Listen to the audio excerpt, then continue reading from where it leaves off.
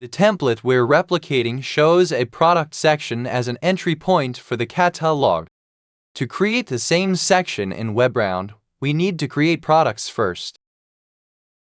Let's go to the Drafts page and click on the Access Store button. Navigate to the Products entry in the lateral menu. Take note that Webround differentiates between products and variants. Products act as container for variants because each product might be sold in different options. Each variant represents an option or a set of options that uniquely define what the customer is purchasing. In this example, we're creating a product for CRM mugs that can have different colors or even sizes.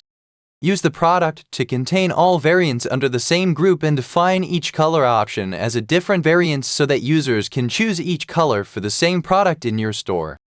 We will create a black CRM mug and a green CRM mug. To group them under the same product, we'll create the CRM mug product first. Let's start with the blue Add button. The name is CRM mug, while the HTML description is the one shown in the website. It can contain lists, links, and decorated text. The SEO description is the one provided to bots and search engines. It's best to keep it short. Use the visible flag to hide the product from your store. Remember that every variant has its own visibility too. If a product is visible and variant is hidden, it will not be shown in the group with other variants. Since we're simulating a standard e-commerce, we're going to define a shipping delivery method on this product. This means that we want to integrate shipping logic to determine costs and feasibility before proceeding to the checkout.